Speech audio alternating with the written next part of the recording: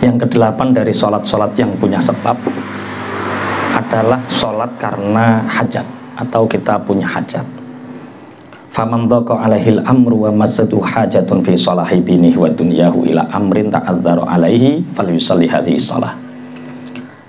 Barang siapa yang merasa kehidupannya sempit, ada sesuatu yang mengganjal sehingga kehidupan ini terasa sempit, dan kita punya hajat untuk memperbaiki urusan agama dan dunia kita, opo-opo kok angel, maka segeralah melakukan sholat ini, namanya sholat hajat.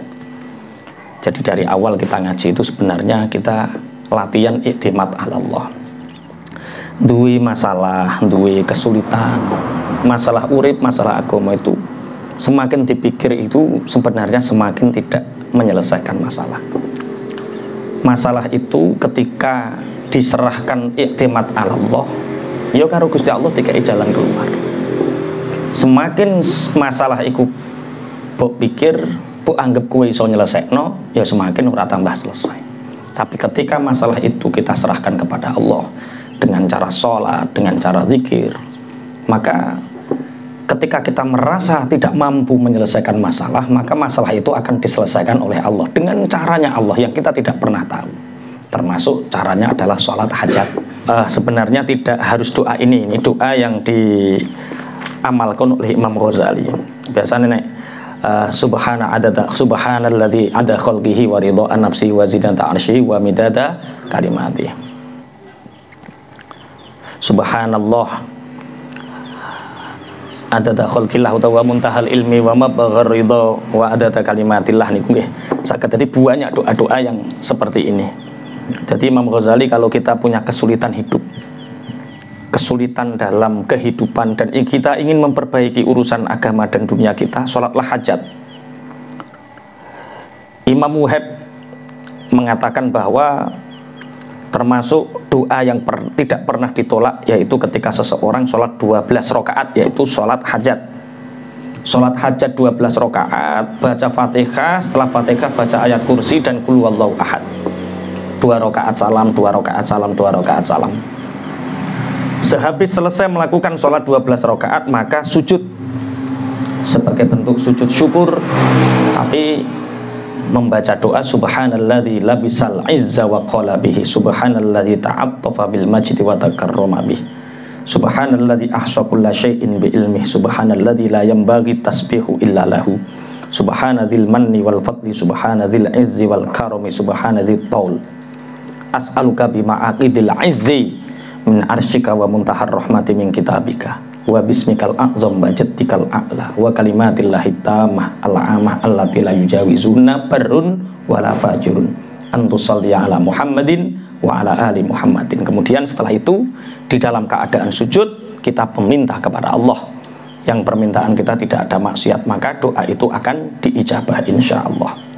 Imam Wahab mengatakan bahwa sholat hajat yang seperti ini jangan ajarkan kepada orang-orang bodoh kalian, karena ketika diajarkan sholat hajat 12 rakaat, baca Fatihah, baca ayat kursi, baca qul huwallahu ahad sampai 12 rakaat, kemudian salam, setelah itu berdoalah dalam keadaan sujud, dan sebelum sujud itu diawali dengan membaca tasbih. Jangan ajarkan kepada orang-orang bodoh, karena nanti dia akan banyak permintaan yang bersifat maksiat. Jadi intinya yaitu nek duwe masalah apa-apa iku aja mbok pikir, aja kok pingin ndang gagi selesai. Allah itu ketika kita merasa bisa dibenki, sehingga kita akan banyak mengalami kesulitan hidup karena kita merasa kita kuat, merasa bisa. Tapi ketika kita punya masalah senden ning Allah, iktimat Allah, ya Allah akan menyelesaikan urusan-urusan kita. Sehingga kita masuk dalam level kita nggak pernah ngurusi urusannya awake wis diurusi karo Gusti Allah. Maka perbuatlah banyak kebaikan kepada orang sehingga urusan kita diselesaikan oleh Allah. Makanya wong kena apa wong ahli ibadah kok gak patek duwe urusan, bingung mangan, bingung golek, karena ya dia sibuk ngurusi urusan orang lain. Makanya banyak bantu urusan orang lain, urusan kita diselesaikan sama Gusti Allah. Wong sing kakean masalah iku wong medhit karo wong sing gak gelem gawe apik ning ngene wong. Kaken masalah. Salat tasbih itu salat yang maksurah min Rasulillah. Salat yang memang betul-betul dinukil dari Rasulullah. Salat tasbih ini tidak ditentukan waktunya. Pagi boleh, siang boleh, malam juga boleh, dan tidak ditentukan sebabnya. Ya, salat hajat perkara kowe sumpek uripmu kangelan akhirnya terus salat hajat. Nah, salat tasbih tidak, betul-betul penghambaan. Disunahkan seminggu 7 hari itu jangan sampai nggak melakukan salat tasbih. Kalau nggak bisa seminggu ya 1 bulan, minimal 1 bulan jangan sampai nggak melakukan salat tasbih. Insya Allah. Salat tasbih. Salat tasbih itu salat yang setelah setiap gerakan rukun kita membaca apa? Tasbih. Salat tasbih ini masyru', maksurah. Salat tasbih ini kita meniru Rasulullah Shallallahu Alaihi Wasallam yang salat tasbih tidak tertentu waktunya karena tidak tertentu sebabnya.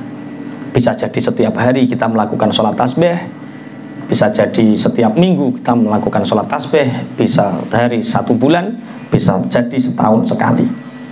Tapi ojo sampai gak ngelakoni salat tasbih. Seumur-umur hidup jangan sampai gak melakukan salat tasbih. Rasulullah pernah bersabda, indawi Sayyidina Abbas bin Abdul Muttalib, apakah kamu ingin aku beri sesuatu yang sesuatu itu ketika engkau melakukannya Allah akan mengampuni dosa-dosamu, dosa yang telah lewat dan dosa yang belum dilakukan, dosa yang telah berlalu dan dosa yang baru terjadi, baik dosa karena kesalahan atau dosa karena disengaja, dosa yang disembunyikan atau dosa yang memang ditampakkan. Bagaimana agar kita dosa-dosa kita diampuni oleh Allah? Salatlah 4 rakaat, namanya salat tasbih. Salat tasbih itu salat yang dilakukan 4 rakaat sebagaimana salat biasa. Cuma setelah kita membaca Fatihah, membaca 1 surat, kita membaca subhanallah walhamdulillah wala ilaha illallah wallahu akbar 15 kali. Jadi intinya ketika kita berdiri membacanya berapa? 15 kali. Kemudian rukuk subhanallah walhamdulillah wala ilaha akbar 10 kali. Sami Allahu liman hamidah 10 kali. Kemudian sujud 10 kali, duduk di antara 2 sujud 10 kali, sujud lagi 10 kali.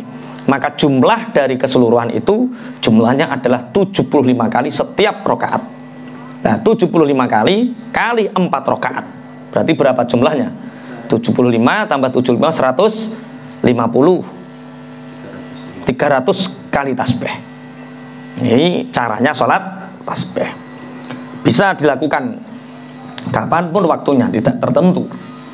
Menurut Ibnul Mubarak, jumlah 300 itu bila dilakukan ketika setelah Fatihah baca surat, setelah baca surat baca tasbih 15 kali, kemudian rukuk 10 kali, kemudian iktidal 10 kali, sujud 10 kali, kemudian duduk di antara sujud 10 kali, kemudian sujud lagi 10 kali.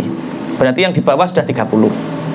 Kemudian iktidal 40, sujud 2 kali 50, 65. Berarti 15 kan? Kemudian rukuk 25, kemudian iktidal 35, kemudian sujud 45, duduk di antara 2 sujud 55, kemudian sujud lagi 65. Berarti 75 itu ketika setelah tasyahud awal. Setelah tasyahud awal, kalau kita malam berarti setelah tasyahud akhir nggak usah. Jadi kan bedanya sholat tasbih malam hari kalau siang hari. Kalau malam 2 rakaat salam, 2 rakaat salam. Kalau siang satu kali salaman. Berarti untuk 1 rakaat 75 itu bila setelah tasyahud ini kita nambah 10. Berarti yora toh cek kurang toh. Makanya tadi ada yang mengatakan sebelum membaca Fatihah membaca tasbih 10 kali, setelah 10 kali. jumlah nanti totalnya itu 300 kali. Bismillahirrahmanirrahim. Kata Ibnu Mubarak, setelah tasyahud akhir nggak usah membaca tasbih, itu lebih baik. Tapi itu pendapat pribadinya Ibnul Mubarak. Sudah ditambahi la haula wala quwata illa billahil azim, tambah lebih bagus. Sholawat sama. Sholawat itu ada sholawat yang maksurah, ada yang ghairu maksurah. Maksurah itu langsung dari Rasulullah. Nek sing ulang langsung Kanjeng Nabi jenenge maksurah. Nek sing kita dari sahabat, dari tabi'in itu jenenge ghairu maksurah. Kias, ghairu maksurah itu kias. Jadi kalau dikiaskan sehingga diperbolehkan, itu ghairu maksurah. Tapi kalau langsung dari Rasulullah itu namanya apa? Maksurah. Selain sholat tahiyatul masjid, seperti sholat syukril wudu, sholat khuruj minal manzil wal istikharah, kalau bisa jangan dilakukan di waktu-waktu yang diharamkan, karena larangan itu lebih kuat daripada sababnya. Berbeda dengan sholat tahiyatul masjid. Wahadil asbabu utawi ikilah piro-piro sebab. Jadi kuis pingin istikharah. Istikharah kan karena ada sebab. Terus kue ngelakon ini ba'da asar, ba'da subuh, lah itu jangan. Oh, aku baru wudhu, tapi aku bar sholat asar, aku sholat di syukril wudhu habis asar, jangan. Karena larangannya itu lebih kuat daripada sababnya. Sabab-sabab wudhu dan lain sebagainya kan sabab yang dhaifah. Nah, sebab dhaif itu ojo dilakoni ing dalam waktu sing diharamno.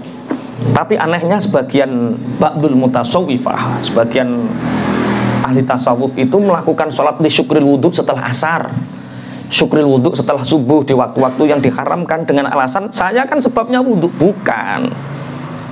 Wudhu itu justru karena kamu akan sholat, makanya kamu wudhu. Bukan karena kamu wudhu kemudian bisa sholat. Bukan. Justru karena kamu akan melakukan sholat, maka kamu wudhu. Makanya sebab wudhu itu, syukril wudhu itu sebab yang dhaifah. Sebab yang dhaif. Makanya walaupun sebagian ahli mutasawwifah mengatakan seperti itu, ya kamu jangan ikut-ikut, kata Imam Ghazali. Cukup sholat-sholat yang punya asbab yang qawiyah yang kita lakukan ketika di waktu-waktu yang makruhah. Karena kamu akan sholat, maka kamu wudhu. Jangan dibalik, karena kamu wudhu, kamu sholat. Bukan. Jadi kalau kita melakukan sholat di syukril wudhu, jangan melakukan di waktu-waktu yang karohiyah. Tapi kalau kita tidak ingin taktil, aduh aku berwudhu kok suwung, arep ndres Quran wis oleh 5 juz, arep maca kitab wis sholat. Kalau memang kamu ingin sholat setelah sholat asar, karena kita sudah wudhu, maka sholatlah kodok kalau memang kamu punya kodok-kodok yang banyak dalam sholatmu. Karena kalau kodok sholat fardu kan tidak ada ikhtilaf. Tapi kalau kamu melakukan sholat di syukril wudhu di waktu-waktu yang karohiyah, sebabnya sangat dhaif, sedangkan larangannya sangat besar. Jadi ada 3 alasan kenapa 5 waktu habis subuh sampai terbitnya matahari, sebelum qadrul rumkin, kemudian ketika istiwa, ketika setelah asar, ketika menjelang maghrib. Ada 5 waktu yang kita diharamkan sholat sunnah, yang sholat sunnah itu tidak ada sebab.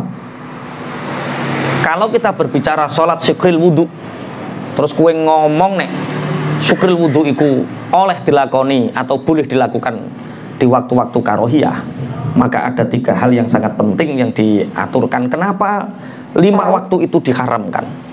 Yang pertama adalah at-tawaqi min mudhahati abadati syamsi, agar kita menjaga kita tidak sama perilaku kita dengan orang-orang yang menyembah matahari. Jadi abadati syams, orang-orang yang menyembah matahari itu mereka melakukan ibadah pada waktu terbitnya matahari, ketika matahari pas ada di tengah dan ketika matahari terbenam. Dan kita tidak sama dengan mereka, maka kita diharamkan melakukan sholat tanpa sebab di waktu-waktu itu. Itu yang pertama. Yang kedua, al-ihdirazu min intisyari syayatin. Kita menjaga dari gumelare setan. Jadi gampangane sampai ngerti, ketika tahun baru apa yang ingin orang lihat? Sunset. Ketika orang di pinggir laut, apa yang ingin dilihat? Waktu terbenam. Memang indah. Terbitnya terbitnya matahari dan terbenamnya matahari waktu yang paling indah. Kenapa? Saat itulah setan-setan muncul. Jadi matahari ketika terbenam dan terbit dan ketika pas di tengah, itu setan berkeliling mengelilingi matahari. Setan itu sirai muncul. Inna syamsa latatlu wa ma'aha kornus syaiton. Ketika sungguh setan matahari terbit, matahari muncul, bersamanya kepala setan. Begitu juga saat terbenam, ketika saat istiwa. Maka kamu jangan bareng-bareng setan. Jadi alasan yang kedua, al-ihtiraz min tisyaris syayatin. Kita menjaga dari gumelare setan, sehingga banyak orang yang menyembah setan. Lalu kita bisa melihat orang-orang musyrik, orang-orang kafir, ya ibadahnya waktu-waktu di mana setan saat muncul. Alasan yang kedua. Alasan yang ketiga, orang-orang yang mencintai jalan menuju akhirat, mereka yuwadzibuna 'alas shalawah fi jami'il awqat. Orang-orang yang menempuh jalan akhirat itu suka melakukan sholat di semua waktu. Mereka nggak berhenti untuk terus sholat, terus sholat, terus sholat. Sehingga terus menerus itu yurisul malal, menyebabkan bosan. Sehingga ada larangan agar berhenti. Sehingga larangan itu akan membangkitkan semua, aduh keadaan leren yo iki umpama iso terus seperti itu. Sehingga ternyata mulane pondok yo kudu nganggo libur. Karena apa? Terus menerus yurisul malal. Orang sholat itu juga sama, sholat sunnah terus. Lah nek kowe rasa dilarang kan wis leren-leren dhewe kowe. Yang sing dibahas saliki thoriqil akhirah. Wong sing seneng salat sehingga mereka tidak punya waktu untuk berhenti. Makanya syariat menghentikan mereka di waktu-waktu yang diharamkan. Sehingga nanti setelah dilarang itu mereka akan semangat. Di waktu-waktu ini disunahkannya tidak sholat tapi bertasbih, beristighfar agar tidak bosan. Rahasia 5 waktu diharamkan sholat itu ada 3 yang nyata secara kuwatul bashar. Secara manusia bisa mendeteksi, oh kenapa haram? Karena bersamaan dengan keluarnya setan. Kenapa haram? Tidak menyamai apa ibadahnya orang-orang kafir. Kenapa haram? Agar kita tidak selaras dengan setan. Nah, terus kalau manusia bisa mendeteksi 3 hal yang penting diharamkannya, berarti ada rahasia-rahasia yang manusia tidak bisa mencerna, rahasia yang kita tidak bisa mencernanya.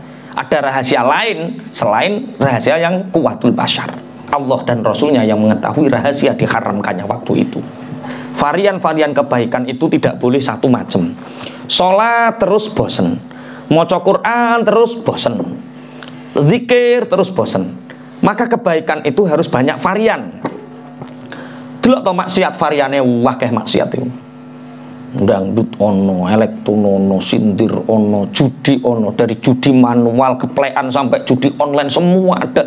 Jadi varian-varian kemaksiatan itu ono, semua ada. Kalau varian-varian jenis-jenis kemaksiatan banyak, maka kebaikan variannya juga harus lebih banyak, harus terus varian-variannya harus banyak dari kebaikan-kebaikan. Lah nek kebaikan niku gak ning variane, maka akan timbul yang namanya bosan. Tapi kalau varian-varian kebaikan itu jumlahnya banyak, maka kita akan punya rasa nikmat dan semangat. Kita bisa belajar dari sholat. Kenapa sholat itu tidak berdiri terus? Kenapa sholat itu tidak rukuk terus? Kenapa sholat itu tidak sujud terus? Tapi ada varian dari berdiri, rukuk, sujud, duduk. Agar apa? Agar namanya ibadah itu tidak menjadi berat. Karena apa? Ada banyak variasi yang diruntutkan. Zikir-zikirnya berbeda, mulai dari Fatihah, membaca Quran, tasbih dan lain sebagainya. Makanya dari sholat ini kita bisa belajar kebaikan harus banyak varian. Karena ini pengurus yo kudu cerdas. Pengurus inti, kepala pondok wakil, sekretaris pondok wakil, bendahara pondok wakil, 6 ini nggawe rompi sing apik, nggawe rompi sing apik yang dipakai setiap muasyarah di depan publik dan keluar dari kamar. Gak nggo rompi khusus ning jero kamar. Ben wong ngerti, wis sapa kok rompenan? Oh, pengurus. Terus sing boleh memakai surban ketika sholat iku kudu ustadz khidmah kalau pengurus. Jadi wong 6 karo ustadz khidmah. Jadi sing surbanan iku pengurus utawa ustadz khidmah. Nek pengurus wong 6 iku kudu nganggo rompi. Apa pengurus kabeh? Nek kabeh tambah ra seru. Wong 6 tok. Engko kandhani gawe sing apik, sing kaya nggonku lho apik. Njaluk gawekno Ustadz Harmoko sing apik diukur gawe telu. Dadi pengurus wajib pakai rompi baik di kelas saat sekolah, saat sholat jamaah, pokoknya di luar kamar. Jadi wong ben takok. Kok ono sing rompenan lho iku ganyange pondok iku. Ku mbahe pondok. Lho kok ono sing jubahan, ono sing surbanan. Lho iku ustadz khidmah lho. Sing liyane ben arep-arep sok apan aku nganggo rompi. Sok akan aku nganggo jubah. Khusus sing nganggo jubah kelas khomis sing ustadz khidmah. Engko ndang gawe sudah 1000 apik iku. Sudah 1000 apik modal duit 100.000 oleh loro. Lah nek ngirit siji tapi umbah cuci kering pakai, terus diubah terus. Ya engko pengurusnya gawe rompi. Belajar dari sholat. Ben kowe beda. Ora rukuk terus, sujud terus, ngadeg terus. Bismillahirrahmanirrahim. Engko kepemimpinan tahun kemarin kesalip lagi saulan wis rompenan sing canem wis apa wi sekretaris bendahara nek perlu kene tulisi Raisul Ma'had terus kene apa nek ngarani Daurul Mal walah bendahara sing ngubengno dhuwit walah keren to ben ngerti wong-wong sing ustadz khidmah surbanan ben beda. Karena di situ nanti akan ada nasyat, ada trengginas, ada ladah, ada rasa enak. Pamer, ora iki ora pamer iki. Tenanan kok pamer piye. Iki ora pamer iki tenanan. Nanti kalau seperti itu dipraktekkan, hati itu akan senang melakukan, terjadi rasa nikmat karena apa? Ada perpindahan. Loh, saiki pengurus kok nganggo rompi. Loh, pindah kok. Terjadi perpindahan yo kudu ada sesuatu yang baru. Lu saiki dajat kok jubahan terus. Loh wis naik kok.